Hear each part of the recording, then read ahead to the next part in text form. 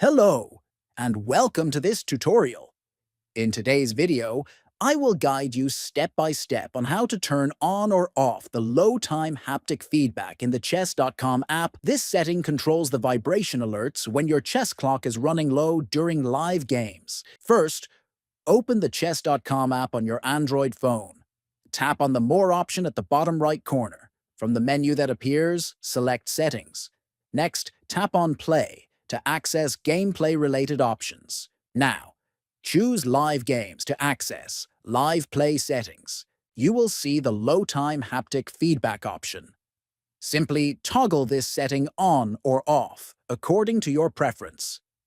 To summarize, enabling or disabling low-time haptic feedback can help you stay aware or reduce distractions during live chess matches. Thank you for watching this tutorial.